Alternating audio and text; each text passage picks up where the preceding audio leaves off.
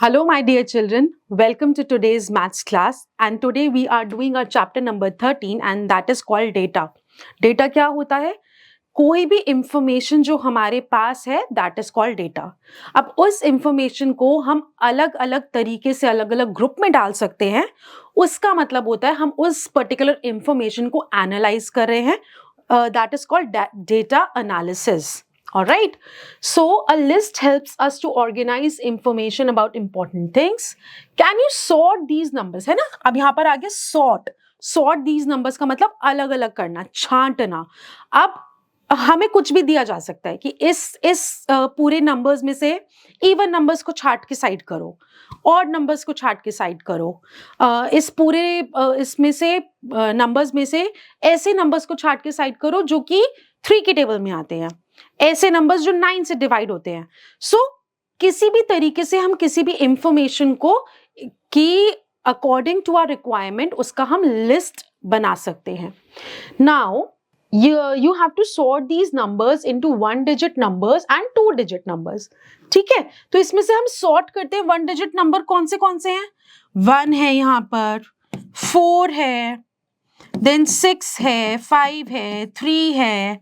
और एक और बात कि जब भी आप सॉर्टिंग करते जाते हैं, जिसको आपने काउंट कर लिया जिस डाटा को, वहां ऊपर आप उसको पूरी लिस्ट में से कट आउट करते जाइए ताकि आप वो नंबर्स को दोबारा ना लिख दें या फिर कोई नंबर आपसे मिस आउट ना हो जाए. तो हम आगे लिखना शुरू करते हैं कि 2-digit नंबर कौन से हैं.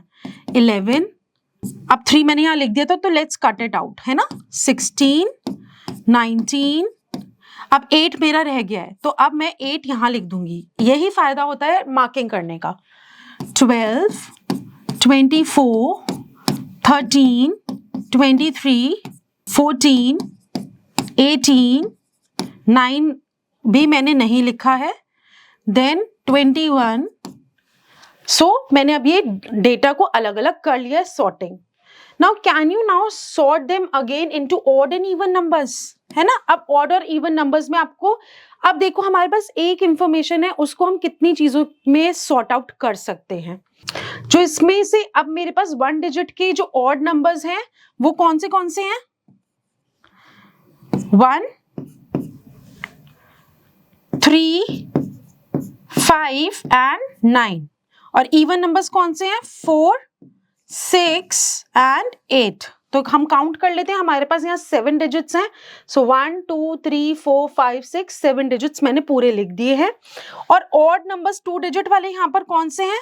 11, 19, 13, 23, 21, है ना. और even 16, 12, 24, 14,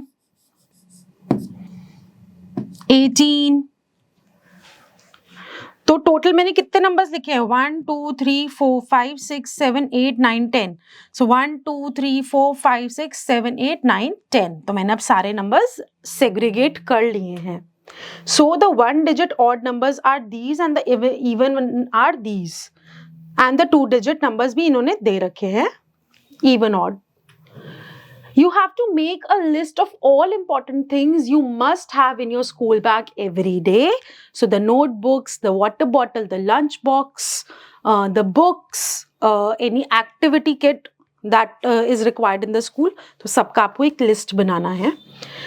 Now Uncle John loves growing fruits in the garden and this pictograph का मतलब होता है पिक्चर की तरह एक ग्राफ को, एक इंफॉर्मेशन को दिखाना. The fruits he picked up from his fruit trees last week. यहाँ पर हर एक ट्रायंगल का मतलब है 3 fruits. ठीक है, तो कितने एप्पल्स उन्होंने इकट्ठे किए? 3, 3, 3, 3, 3, मतलब कि 5 times 3 is equals to 15 apples. यहाँ पर उन्होंने मैंगोज कितने किए? 3 times 3 is equals to 9. और कितने ऑरेंजेस किए? उन्होंने 6 times 3 oranges is equals to 18, है ना. तो यहाँ पर आपको आंसर्स इन ब्लैंक्स में लिखने हैं. Now Jack asked his friends what their favorite sandwich fillings were. He drew a graph for the results. John ने पूछा अपने फ्रेंड से कि आपको सैंडविच खाना जो पसंद है उसके अंदर कौन सी फिलिंग सबसे ज्यादा पसंद है। तो किसी ने बोला जैम फिलिंग, किसी ने बोला एग, किसी ने बोला चीज और किसी ने बोला पोटैटो। तो which filling was the most popular? जो सबसे ज्यादा पॉपुलर है वो है एग वाली फिलिंग, है ना। How many friends did Jack ask? तो टोटल यहाँ पे कितने फ्रेंड्स हैं? 10 फ्रेंड्स हैं। यहाँ पे लिखा है ना number of friends. And which two fillings got the same number of votes? कौन से बिल्कुल सेम पे हैं? वो है हमारे जैम और पोटैटो वाली फिलिंग्स, क्योंकि वो दोनों ही 7 स्टूडेंट्स को पसंद है, 7 फ्रेंड्स को। And how many more choose चीज देन पोटैटो? तो पोटैटो पसंद किया है 7 ने और चीज पसंद किया है 9 फ्रेंड्स ने। तो 2 फ्रेंड्स को ज्यादा पसंद है चीज वाला than potato. So explain how picture charts help you understand the information better. तो जो पिक्चर्स होती है ना वो विजुअली ज्यादा अट्रैक्टिव होती हैं और नंबर्स से, तो इसीलिए वो हमें बेटर समझा पाती हैं हमारा डेटा। ऑल्सो 3 नंबर के लिए, 4 नंबर के लिए हम एक ही पिक्चर को ड्रॉ कर सकते हैं, तो ज्यादा कंजस्टेड भी नहीं होता। Now here you have to look at the key to see what each of the picture mean and then try to answer the following questions. So I think कि यहाँ पर जहाँ पर भी फैन बना है उसका मतलब है विंटर्स, सॉरी उसका मतलब है समर्स, और जहाँ पे भी सन है वो है सनी डे, और जहाँ पे भी क्लाउड्स बने हैं दैट इज क्लाउडी डे, और जहाँ अम्ब्रेलाज बने हैं दोज आर ऑल, सो जहां पे भी अम्ब्रेलाज बने दोज आर रेनी डेज। सो जो फैन वाला है that is windy day not summer. तो समर के लिए हमें सनी या समर के लिए यहाँ पर सन दिया गया है, तो विंडी उन्होंने फैन से दिखा दिया है। हाउ मेनी डेज वर रेनी? तो जहां पर भी अम्ब्रेलाज बने हैं वो सब हमारे क्या है? रेनी डेज हैं। सो 1 2 3 4 5 6 days है rainy. And how many more days were cloudy than windy? तो पहले आप क्लाउडी निकालोगे कितने हैं? 1 2 3 4 5 6 7 8 9 10 11। तो 11 है हमारे cloudy,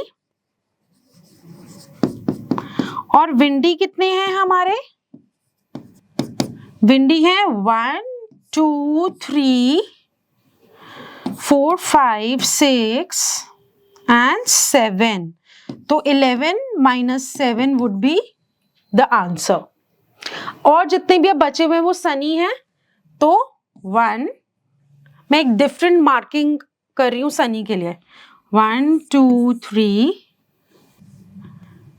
4 5 6 and 7। 7 days are sunny days। So these are the practical based and the fun based questions based on the chapter of data. I hope this chapter is very much clear to you.